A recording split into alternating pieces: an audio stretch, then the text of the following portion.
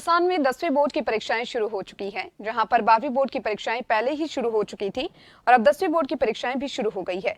आपको बता दें कि 10वीं बोर्ड की परीक्षाएं 11 अप्रैल तक चलेंगी और अच्छी बात यह है कि इस बार परीक्षाओं के बीच अंतराल भी 3 से 5 दिन का है, जिससे स्टूडेंट्स को तैयारी का पूरा मौका मिलेगा। वहीं रिजल्ट भी अच्छा आने की उम्मीद है।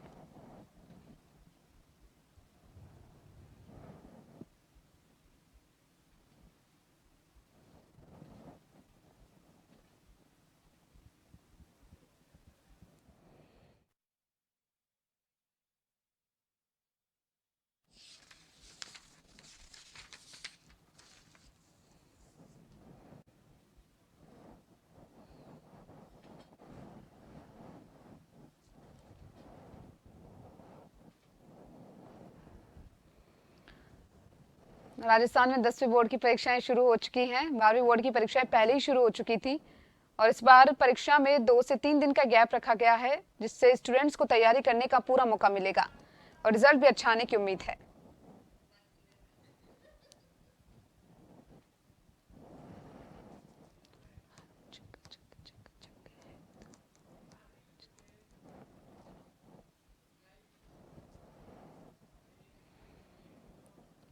तो चले जानेंगे कि राजस्थान में 10वीं बोर्ड की परीक्षाओं को लेकर किस तरीके से व्यवस्था की गई है और इसी के लिए ज्यादा जानकारी के लिए जयपुर से संवाददाता अनिल सेन मेरे साथ लाइव जुड़ चुके हैं।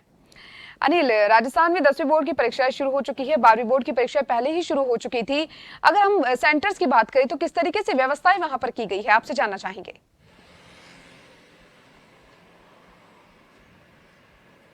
देखिए, अगर इस समय देखा जाए तो परीक्षा का माहौल है। खासतौर पर बोर्ड की परीक्षाएं चल रही हैं।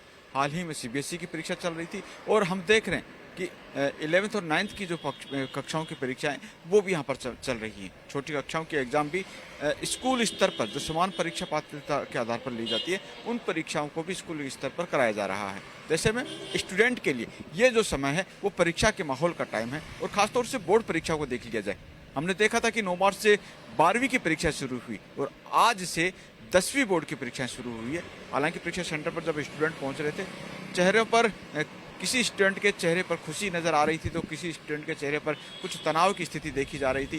कुछ बोर्ड के एग्जाम को लेकर असमंजस की स्थिति में थे तो कुछ स्टूडेंट के चेहरे पर यह झलक रहा था कि आखिरकार पेपर किस तरह का आएगा। पहला पेपर आज अंग्रेजी विषय का है और पहली जो दिन की परीक्षा है वो यहाँ पर शुरू हो चुकी है। तमाम जो स्टूडेंट है, लगभग 10,68,000 के करीब जो स्टूडेंट हैं उन 10वीं बोर्ड की परीक्षा के लिए पंजीकृत हैं। ऐसे में सभी स्टूडेंट्स की जो तैयारी है वो लगभग स्टूडेंट अपनी पूरी कर ली थी और इस बार एग्जाम अगर देखा जाए, खास तौर पर 10वीं बोर्ड की जो परीक्षाएं हैं, सभी परीक्षाओं के अंदर अंतराल जो है वो पूरी तरह से दिया गया। यानी किसी परीक्षा में 3 दिन का अंतराल है, किसी परीक्षा में 5 दिन का अंतराल है। तो ऐसे में दूसरे पेपर की जो तैयारी है वो भी अब जो स्टूडेंट है वो इस अंतराल के दौरान कर सकता है। अपना रिवीजन जो है वो इस अंतराल के दौरान कर सकता है। इस बीच शिक्षा मंत्री ने भी कल जब मुलाकात हुई थी तो तमाम अभ्यर्थियों को शुभकामनाएं दी थी पहले से और कहा था कि सभी अभ्यर्थियों को उनकी तरफ से शुभकामनाएं हैं, लेकिन साथ साथ ये भी कहा था कि स्टूडेंट देर रात तक पढ़ाई नहीं करें। एक सोने का समय होता है, रात में सोएं और फिर जल्दी उठकर एक बार फिर से जो है वो पढ़ाई करें, रिवीजन करें, ताकि उनका स्वास्थ्य भी है वो भी पूरी तरह से ठीक रहे। और ये भी हिदायत दी थी कि 1 वीक सीरीज जैसे जो आजकल हम देखते हैं कि गेस्ट पेपर वगैरह आ रहे हैं, उनके ऊपर स्टूडेंट भरोसा करने के बजाय बुक से पढ़ें और साल भर की जो पढ़ाई है उसको आधार बनाते हुए यहाँ पर एग्जाम की तैयारी यहाँ पर स्टूडेंट को करनी चाहिए। जी बिल्कुल अनिल, जिस तरीके से आपने बताया कि जाहिर सी बात है अगर बोर्ड परीक्षाएं हैं तो स्टूडेंट्स में तनाव की स्थिति तो देखने को मिलती है। वहीं सेंटर्स की बात अगर यहाँ पर की जाए तो हर सेंटर का एक डिसाइडेड प्रोटोकॉल होता है, वो किस तरीके से यहाँ पर फॉलो किया जा रहा है वो भी आपसे जानना चाहेंगे।